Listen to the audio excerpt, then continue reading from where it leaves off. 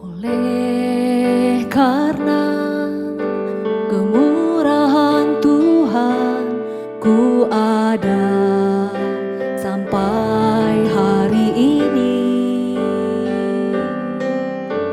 Oleh karena kebaikan Tuhan, janji-Mu terjadi bagiku. Ku sembah Kau Tuhan, ku mengangkat tanganku.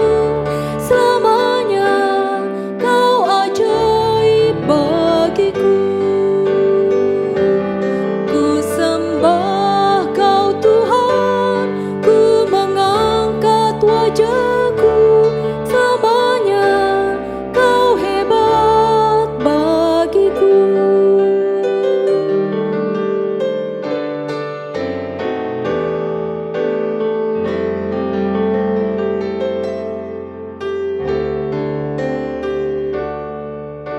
Oleh karena kemurahan Tuhan, ku ada sampai hari ini. Oleh karena kebaikan Tuhan, janji-Mu terjadi bagiku. Ku sembah Kau Tuhan, ku mengangkat tanganku. Selamanya Kau ajaib bagiku. Ku sembah Kau Tuhan, ku mengangkat wajahku. Selamanya Kau hebat bagiku.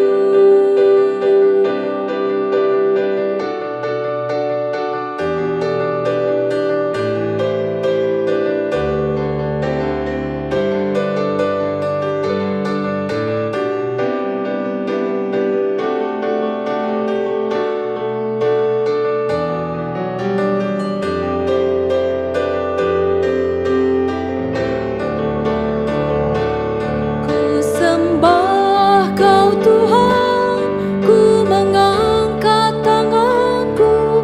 Selamanya Kau ajaib bagiku. Ku sembah Kau Tuhan, ku mengangkat wajahku. Selamanya Kau hebat bagiku. Selamanya Kau hebat bagiku. Selamanya Kau hebat bagiku.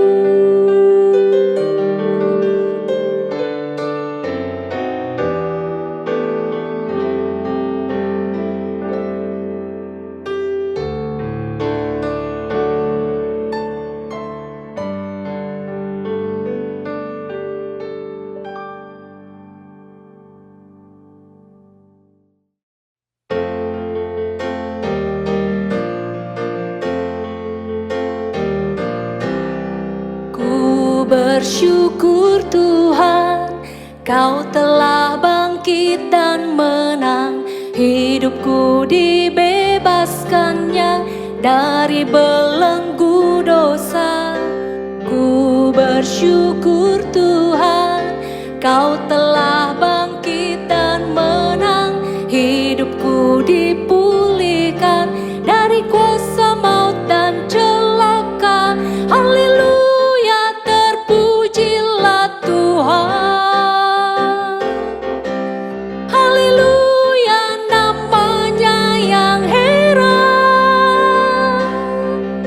Haleluya, terpujilah Tuhan. Kemenangan pun sudah Kau berikan.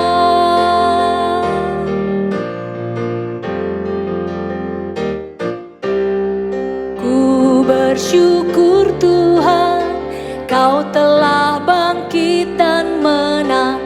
Hidupku dibebaskannya dari belenggu dosa. syukur Tuhan, Kau telah bangkit dan menang. Hidupku dipulihkan dari kuasa maut dan celaka. Haleluya, terpujilah Tuhan. Haleluya, namanya yang heran. Haleluya, terpujilah Tuhan. Kemenangan pun sudah Kau berikan.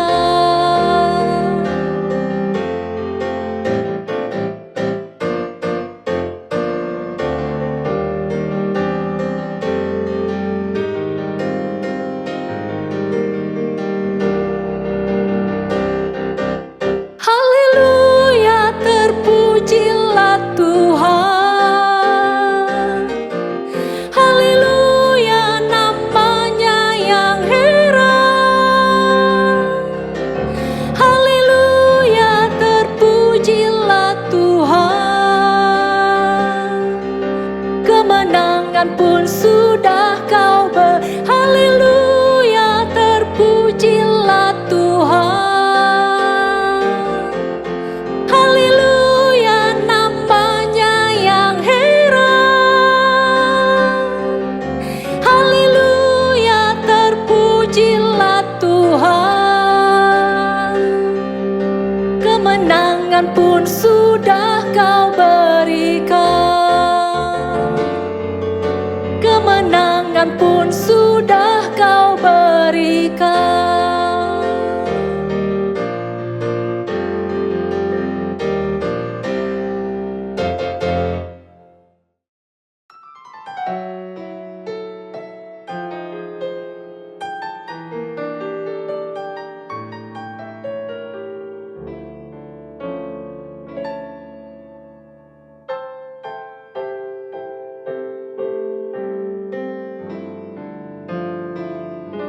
Selidiki aku, lihat hatiku, apakah ku sungguh mengasihimu, Yesus.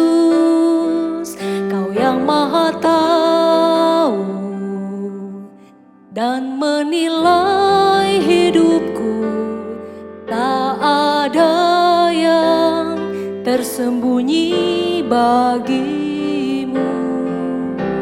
Selidiki aku, lihat hatiku, apakah ku sungguh mengasihimu, Yesus. Kau yang Maha tahu dan menilai hidupku, tak ada yang tersembunyi bagimu. Telah kulihat kebaikan-Mu yang tak pernah habis di hidupku. Ku berjuang sampai akhirnya Kau dapati aku tetap setia.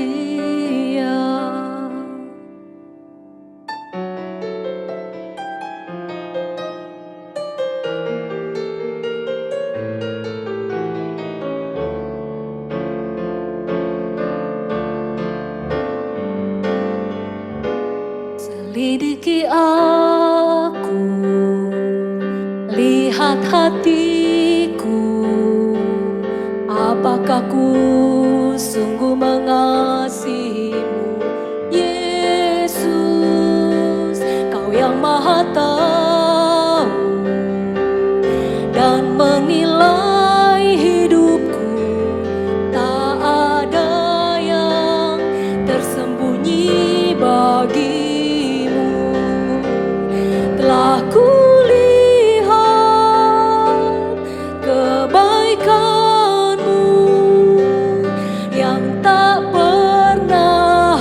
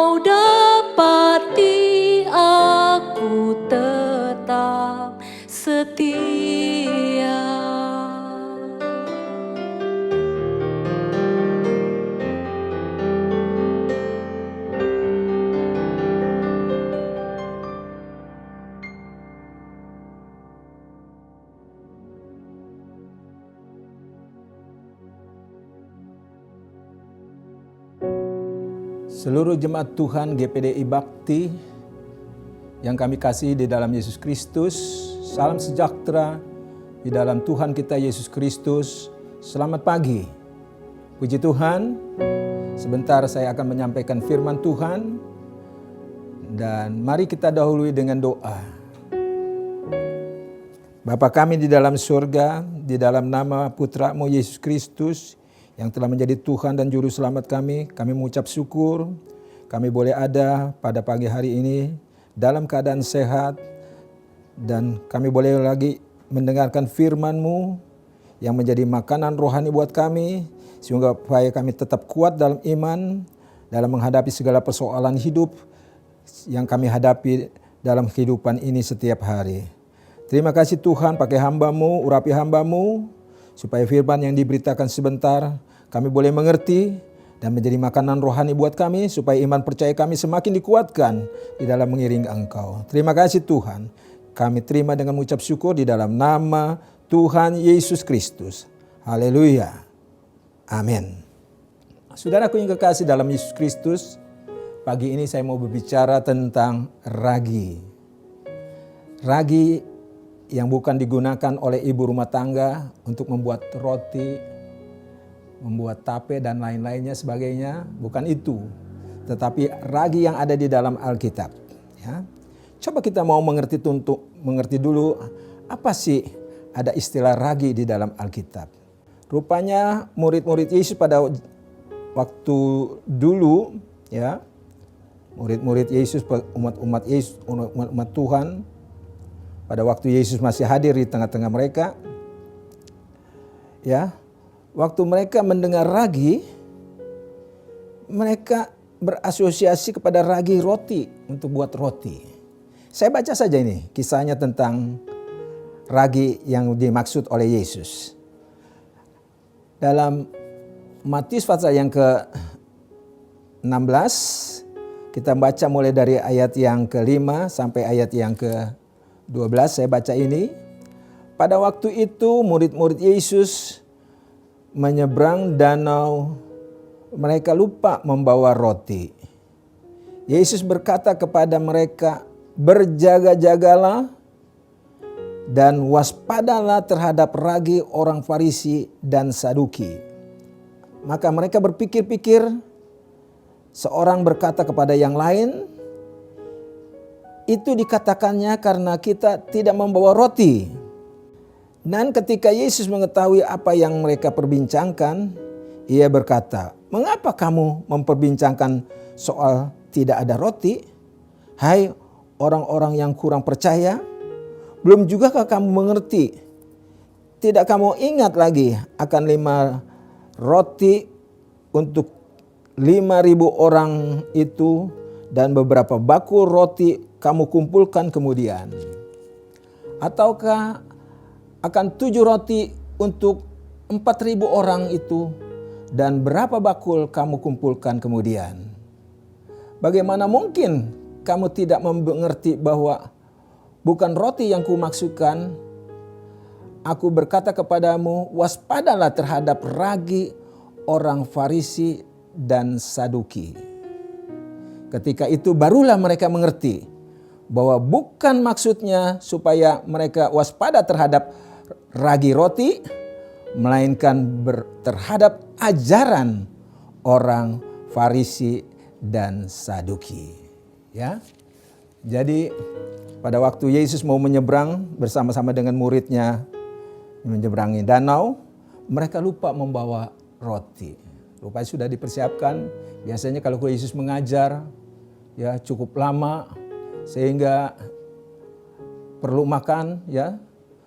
Tidak keburu pulang karena sudah lapar, jadi mereka makan. Ingat akan anak kecil membawa 5 ketul roti dan 2 ekor ikan. Ya. Nah waktu itu waktu adakan kampanye atau adakan kebaktian akbar pada waktu itu dengan 5 roti dan 5 ikan bisa makan 5.000 orang. Ya, itu belum termasuk anak-anak dengan perempuan. 5.000 orang. Ya, luar biasa. Yesus mengadakan mujizat. dengan 5 ketul roti dan 2 ekor ikan. Nah, begitu juga mereka menganggap bahwa tidak membawa roti, sedangkan mereka sudah ada di seberang, menyeberangi danau itu, dan mereka merasa khawatir ya. Sebab itu di antara mereka berkata satu sama lain, memperbicarakan, mengapa kamu sampai Yesus mengetahui perbincangan mereka, mengapa kamu membicarakan soal tidak ada roti, hai orang-orang yang kurang percaya. Jadi Yesus ingatkan, apa kamu tidak ingat untuk 5.000 orang itu dan berapa baku roti kamu kumpulkan? Begitu juga dengan 7 ketul roti, berapa 4.000 orang boleh makan itu ya. Jadi ingatkan bagaimana mujizat-mujizat bisa terjadi di tengah-tengah ibadah persekutuan orang-orang Kristen ya dengan Yesus. Nah, saudaraku yang kekasih ya. Jadi pada pembacaan saya terakhir tadi ya, pada ayat yang ke-12 ya, yang dimaksud dengan ragi di sini ya adalah ajaran. Ayat yang ke-12 saya ulangi lagi. Ketika itu barulah mereka mengerti bahwa bukan maksudnya supaya mereka waspada terhadap ragi roti ya, melainkan terhadap ajaran orang Farisi dan orang Saduki. Jadi yang dimaksud ragi di sini adalah ajaran ya. Jadi orang Farisi mempunyai ajaran, begitu juga dengan orang Saduki ya.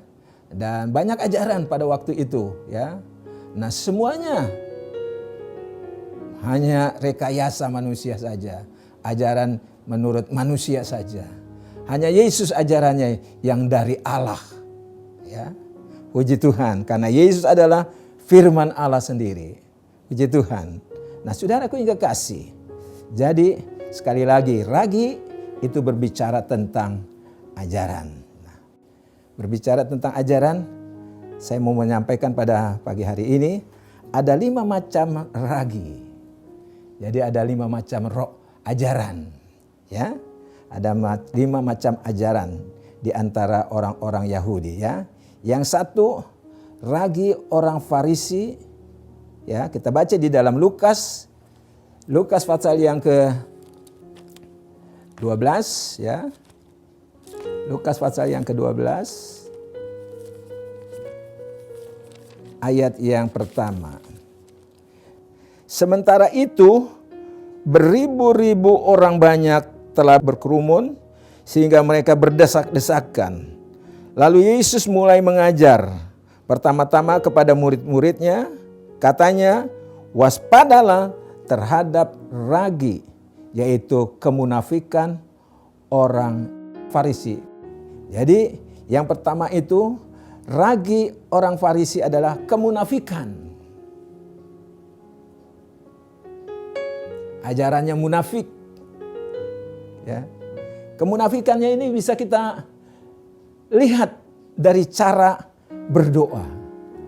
Ya. Cara berdoa kita lihat di dalam Matius pasal yang ke-6 ayat 5 dan 6. Apa firman Allah katakan? Dan apabila kamu berdoa, janganlah berdoa seperti orang munafik. Mereka suka mengucapkan doanya dengan berdiri dalam rumah-rumah ibadah dan pada tikungan-tikungan jalan raya, supaya mereka dilihat orang. Aku berkata kepadamu, sesungguhnya mereka sudah mendapat upahnya. Jadi kemunafikannya ini dia mau tunjukkan dengan berdoa di pinggir-pinggir jalan, di tikung-tikungan jalan. Maksudnya supaya orang yang lewat itu lihat dia, nanti memuji dia. Ya, waduh itu orang bukan main ya. Waktunya sembahyang, ya. Jadi tidak mau ditinggal. Wah. Jadi dipuji. Dia mau dipuji orang bahwa dia patuh melaksanakan perintah Tuhan. Dia berdoa di tikungan-tikungan di pinggir jalan. Tujuannya itu bukannya untuk berdoa betul-betul. Tujuannya supaya dilihat orang. dipuji-puji. Biasa nih orang-orang Farisi, kan umat Israel tahu orang-orang Farisi itu pakai pakaian apa, kalau mereka jalan pakai topi, pokoknya bagaimana ya. Jadi mereka udah tahu, oh iya orang Farisi namanya, wah bukan main ini ya, patuhnya kepada perintah Tuhan. Nah, Yesus katakan mereka sudah terima upah. Upahnya itu dipuji-puji. Jadi doa mereka, jadi tidak perlu lagi dijawab. Karena memang sudah terima upahnya. Itulah masalahnya. Yesus katakan tidak usah diperhatikan itu. Mereka berdoa itu upahnya udah dapat. Yaitu terima pujian. Nah, puji Tuhan. Kalau kita kan tidak begitu, ya kan?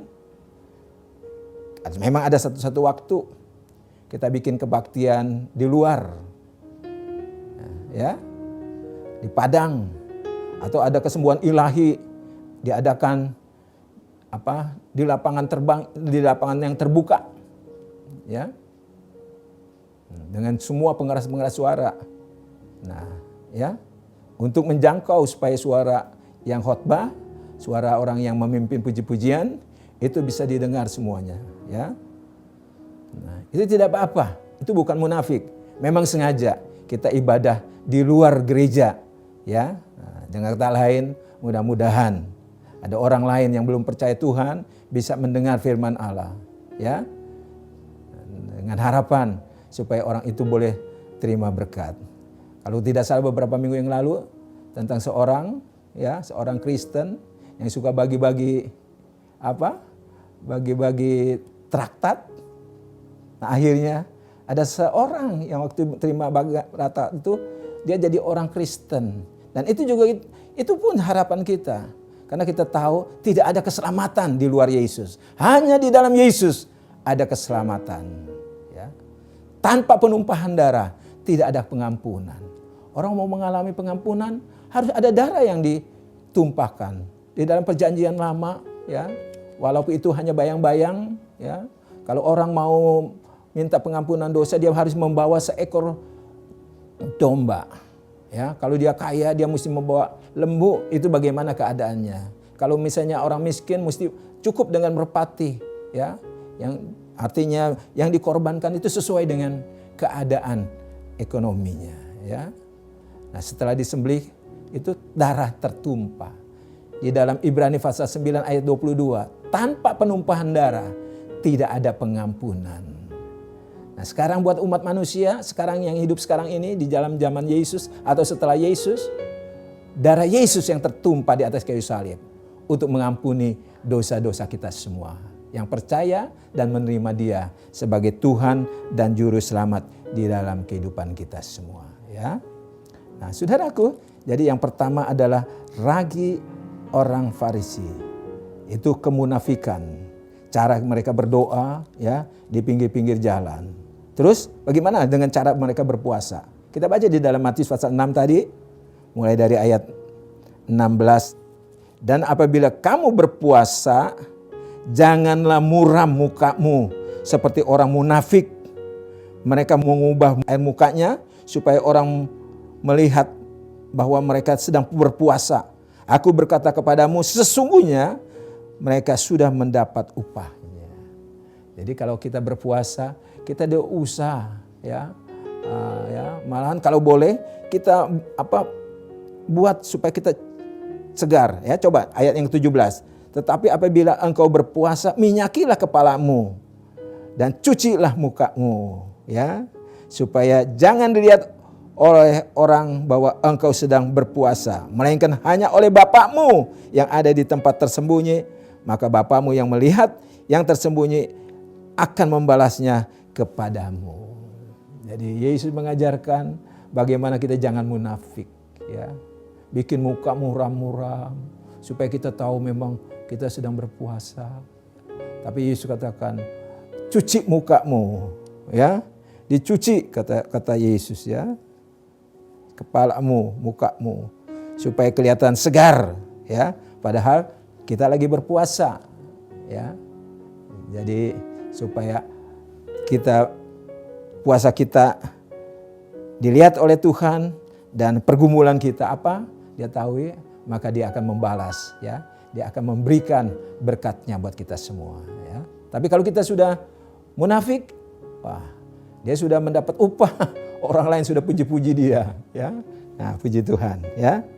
Nah, kita teruskan lagi, ya. Dan yang kedua, ragi orang Saduki, ya. Ragi orang Saduki ini tidak percaya kepada hal-hal yang tidak logis. Jadi rupanya mereka ini orang-orang pintar. Kalau itu tidak masuk akal mereka, di antaranya mereka tidak percaya tentang kebangkitan orang mati. Mereka tidak percaya tentang kebangkitan orang mati. Itu salah satunya. Itu orang Saduki, ya. Nah, kita baca hal-hal yang tidak logis. Jadi kalau hal-hal yang tidak logis mereka tidak percaya. Kisah Rasul pasal yang ke-23. Ayat yang ke-8. Orang-orang Saduki mengatakan bahwa tidak ada kebangkitan dan tidak ada malaikat atau roh. Tetapi orang-orang Farisi mengakui kedua-duanya. Jadi walaupun mereka Saduki dengan Farisi itu berbeda. Ya, kalau orang Farisi mengakui ada kebangkitan orang mati dan ada roh. Ya. Tapi orang Saduki tidak mengakui itu. Ya. Tapi dua-duanya itu mempunyai ragi. Ya. Mereka mempunyai ragi. Kemunafikan, sama-sama memunafikan. Nah, kemunafikan juga berbeda lagi. Munafik tentang hal apa? Ya. Jadi di situ sudah ketahuan ada perbedaan. Tapi dua-duanya juga adalah munafik. Ya. Jadi tidak percaya akan hal-hal yang tidak logis. Ya. Kemudian kalau kita baca di dalam Amsal, ada kata-kata, kita baca di dalam Amsal pasal yang 11, ayat yang ke-24. Kita baca bersama-sama. Ada yang menyebar harta, tetapi bertambah banyak. Ada yang menghemat secara luar biasa, namun selalu kekurangan. Jadi ada orang yang menyebar harta, artinya dia suka memberi, ya, suka memberi sedekah, tapi justru bertambah-tambah banyak. Ya. Tapi dalam memberi sedekah juga jangan munafik, ya, supaya dipuji, wah dia mah dermawan, ya, itu juga tidak akan diberkati. Tapi kalau kita memang memberi atas dasar hati yang tulus, ya, digerakkan oleh Allah, oleh Roh Allah. Tapi ada yang juga digerakkan oleh belas kasihan. Itu bukan oleh Allah, oleh Roh Allah. Ya, atas dasar belas kasihan ya. Ya, seperti kalau kita sedang duduk di kendaraan umum, bus, ya, atau kereta, suka datang pengemis, ya, minta. Kita berpikir, ini mengganggu sekali. Udahlah cepat-cepat kita keluarin uang 500 atau 1000, ya. Nah itu bukan kita memberi dengan sukacita, ya. Puji Tuhan. Jadi kalau kita mau memberi, kita beri dengan sungguh-sungguh. Dan nanti kita terima banyak. Ya. Ya, sedikit memberi atau tidak memberi sama sekali, maka kita tetap pikir, hemat kita ya. Kita menghemat kalau kita memberi sedikit. Ya. Firman Allah katakan, justru orang yang begitu merasa berkekurangan. Jadi apa yang kita mau lakukan, jangan munafik. Lakukan itu semua waktu kita memberi, ya, dengan tulus hati. Jangan kita tidak memberi karena kikir. Firman Allah tidak mengajar kita untuk kita kikir. Justru kita diminta untuk memberi, ya. Puji Tuhan. Nah, kemudian ragi yang ketiga ini, ragi Herodes. Ya, Herodes ini raginya sebagai pembunuh. Ya, Matius pasal 14. Saya bacakan saja mulai dari awal ini ya. Pada masa itu sampailah berita tentang Yesus kepada Herodes, raja wilayah. Lalu ia berkata kepada pegawai-pegawainya, inilah Yohanes Pembaptis, ia sudah bangkit dari antara orang mati, dan itulah sebabnya kuasa-kuasanya bekerja di dalamnya. Memang Herodes telah menyuruh menangkap Yohanes, membelenggunya dan memenjarakannya sehubungan dengan peristiwa Herodias, istri Filipus saudaranya itu. Karena Yohanes pernah menegurnya dan katanya tidak halal, artinya haram, kau mengambil Herodias. Herodes itu membunuhnya, tetapi ia takut akan orang banyak yang memandang Yohanes Pembaptis sebagai nabi. Tetapi pada hari ulang tahun Herodes, menarilah anak perempuan Herodias di tengah-tengah mereka dan menyukakan hati Herodes. Sehingga Herodes bersumpah akan memberikan kepadanya apa saja yang dimintanya. Maka setelah dihasut oleh ibunya, anak perempuan itu berkata, ya, berikanlah aku hadiah yang dijanjikan itu ya, kepala Yohanes Pembaptis di sebuah talam. Lalu sedihlah hati raja. Ya, memang raja begitu kagum kepada Yohanes Pembaptis. Ya, tetapi karena sumpahnya dan juga karena tamu-tamunya diperintahkannya juga untuk memberikannya. Disuruhnya memenggal kepala Yohanes di penjara. Dan kepala Yohanes itu pun dibawa orang di sebuah talam lalu diberikan kepada gadis itu dan ia membawanya kepada ibunya. Ya, karena yang menyuruh ibunya waktu anaknya itu sedang tarik erotis, ya. Jadi pada waktu terjadi pembunuhan ya hamba Tuhan itu ada tarian erotis. Jadi memang Herodes ini memang kegemarannya begitu ya. Berlainan dengan anak-anak Tuhan. Bisa berkata haleluya? Berbeda ya. Iya, karena kita sudah dipuaskan oleh Yesus. Keselamatan itulah yang dianugerahkan oleh Yesus ya, yang anugerahkan kepada kita oleh Yesus Kristus. Itu yang memuaskan hati kita. Tidak ada yang bisa menggantikan Yesus Kristus. Kalau saudara yang belum pernah mengalami ini, dipuaskan oleh Yesus, sudah minta dalam doa. Biar saudara benar-benar mengalami ya. Hanya Yesus saja. Only Yesus, tidak ada yang lain ya. Puji Tuhan. Nah, saudaraku, bagian yang keempat. Ragi orang Korintus. Nah ya, lagi orang Korintus ini kita baca di dalam 1 Korintus pasal 5 ayat yang ke-7. Buanglah ragi yang lama itu supaya kamu menjadi adonan yang baru. Sebab kamu memang tidak beragi. Sebab anak domba Paskah kita telah disembelih, yaitu Yesus Kristus.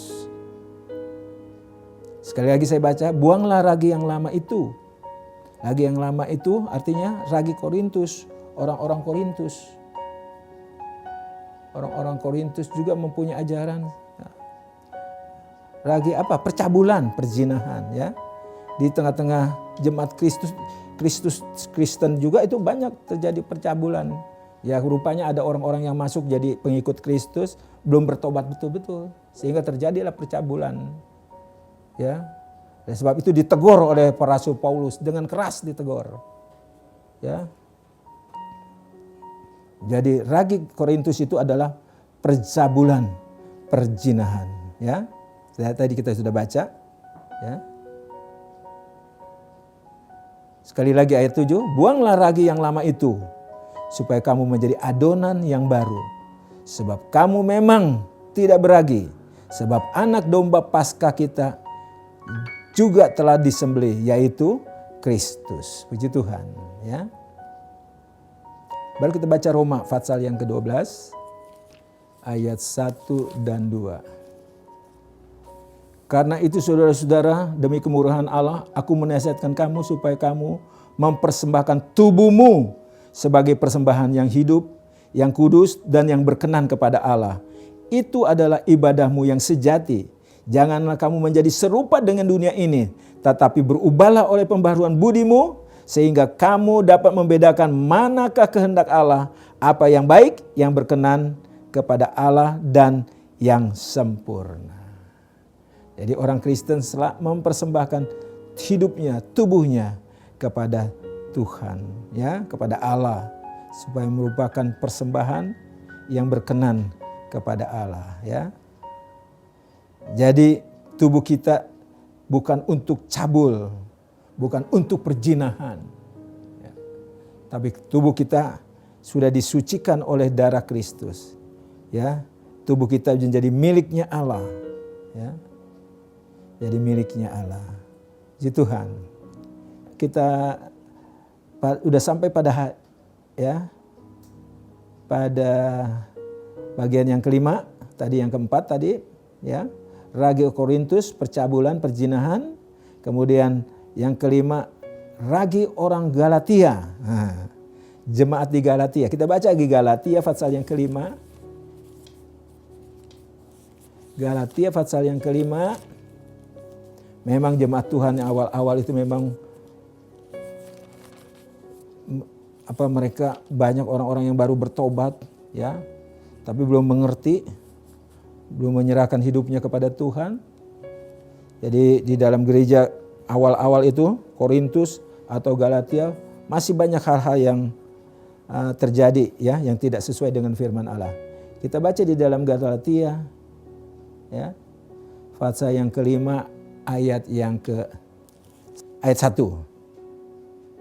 Supaya kita sungguh-sungguh merdeka, Kristus telah memerdekakan kita. Karena itu berdirilah teguh dan jangan mau dikenakan kuk perhambaan. Sesungguhnya aku Paulus berkata kepadamu, jikalau kamu menyunatkan dirimu, Kristus sama sekali tidak akan berguna bagimu. Sekali lagi, aku katakan kepada setiap orang yang menyunatkan dirinya bahwa ia wajib melakukan seluruh hukum Taurat. Sebab sunat itu juga termasuk di dalam hukum Taurat. Nah, kalau dia ambil bagian salah satu dari hukum Taurat, dia menyunatkan anaknya, dia wajib melakukan seluruhnya. Ya. Ayat yang kelima, sebab oleh Roh dan karena iman kita menantikan kebenaran yang kita harapkan. Iman kita yang bekerja. Sebab bagi orang-orang yang ada di dalam Kristus Yesus, hal bersunat atau tidak bersunat tidak mempunyai suatu arti. Hanya iman yang bekerja oleh kasih. Iman kita yang bekerja oleh karena kita mengasihi Kristus yang mati di atas bukit Golgota untuk menyelamatkan kita. Itu iman kita yang bekerja dengan kasih, karena iman yang bekerja dengan kasih. Ya. Jadi bukan tidak bersunat atau tidak mempunyai arti apa. Hanya iman yang bekerja oleh kasih. Dahulu kamu berlomba-lomba dengan baik. Siapakah yang menghalang-halangi kamu sehingga kamu tidak menuruti kebenaran lagi? Ajakan untuk tidak menurutinya lagi bukan datang dari Dia yang memanggil kamu. Sebab sedikit ragi sudah menghamirkan seluruh adonan. Jadi hanya dengan iman kita boleh diselamatkan, bukan karena sunat. Itu kalau sunat di dalam hukum Taurat itu diwajibkan waktu umur 8 tahun. Yesus juga disunat, bukan 8 tahun, 8 hari. Karena waktu itu Yesus berada di dalam hukum Taurat. Dia masih kecil. Orang tuanya yang bawa menyunatkan. Ya. kasihilah Tuhan Allahmu dengan segenap hatimu dan segenap jiwamu. Nah, itu kita memang ikuti hukum Taurat itu. Tapi untuk yang lainnya kita tidak ikut serta ya. Hukum Taurat itu mengasihi Allah dengan segenap hatimu, itu memang ya, dan itu memang diajarkan oleh Yesus. Kasihilah Tuhan Allahmu dengan segenap hatimu, dengan segenap jiwamu, dengan segenap kekuatanmu. Ya. Puji Tuhan. Ya. Nah, kita baca di dalam 1 Timotius pasal yang keempat. Ini sifat manusia pada akhir zaman. Ayat 1 sampai 5. Tetapi Roh dengan tegas mengatakan bahwa di waktu-waktu kemudian, artinya di waktu-waktu akhir zaman ini ya, ada orang yang akan murtad lalu mengikuti roh-roh penyesat dan ajaran-ajaran setan-setan. Jadi kalau ada yang murtad dari Yesus Kristus, dia pindah agama yang lain, tidak usah heran. Memang pada akhir zaman ini akan terjadi hal-hal yang macam itu. Mengikuti roh-roh penyesat dan ajaran setan-setan. Oleh tipu daya pendusta-pendusta yang hati nuraninya memakai cap mereka. Nanti ada antikris itu, masa antikris itu ada cap. Ya. Mereka itu melarang orang kawin, melarang orang makan makanan yang diciptakan Allah, supaya dengan mengucap syukur dimakan oleh orang yang percaya dan yang telah mengenal kebenaran. Ya. Jadi dilarang tuh, padahal bisa kita makan, ya, yang bisa dimakan itu. Tapi oleh mereka dilarang. Memang ada ajaran sesat nih. Kemudian ayat yang keempat, karena semua yang diciptakan Allah itu baik, dan suatu pun tidak ada yang haram jikalau diterima dengan ucapan syukur. Tidak ada yang haram kecuali yang dipersembahkan kepada berhala. Itu ada ya, keputusan di rapat waktu itu di Yerusalem ya. Makanan yang dipersembahkan kepada berhala itu tidak boleh kita makan ya. Dengan selalu mengingat pada ayat yang ke-6, dengan selalu mengingat hal-hal itu kepada saudara-saudara kita, engkau akan menjadi seorang pelayan Kristus Yesus yang baik, terdidik dalam soal-soal pokok iman dan ajaran sehat yang telah kau ikuti selama ini. Tetapi jauhilah tahyul dan dongeng-dongeng nenek-nenek tua. Latihlah dirimu beribadah. Latihan badani terbatas gunanya, tetapi ibadah itu berguna dalam segala hal karena mengandung janji baik untuk hidup ini maupun untuk hidup yang akan datang. Jadi ibadah itu jauh lebih baik daripada olahraga. Tapi saya menggunakan olahraga itu pada waktu bukan ada ibadah. Pada waktu tidak ada ibadah, saya ikut olahraga. Ya. Nah, dan makin lama makin tua saya batasi. Dulu mulai dari main sepak bola. Ya, setelah umur 30-40 tahun main volley. Nah, kemudian main bulu tangkis dulu. Dari main sepak bola yang begitu berat, main bulu tangkis, terus semakin berkurang lagi dengan main volley ya. Kemudian dari main volley pindah lagi kepada main pingpong. Sekarang main pingpong. Terbatas gunanya, sedikit gunanya memang olahraga. Justru ibadah itulah ya yang merupakan janji, mempunyai pengharapan ya. Mengandung janji. Latihan badani terbatas gunanya, tetapi ibadah itu berguna dalam segala hal karena mengandung janji baik untuk hidup di sini maupun untuk hidup yang akan datang. Ibadah itu berguna untuk hidup di sini maupun untuk hidup yang akan datang. Ada janji yang Tuhan berikan buat kita. Puji Tuhan, ya. Seperti tadi saya sudah janjikan kepada saudara, kita mengenai orang Farisi, ya. Orang Farisi itu kelihatan sama saja ya, munafiknya. Tetapi ada perbedaannya.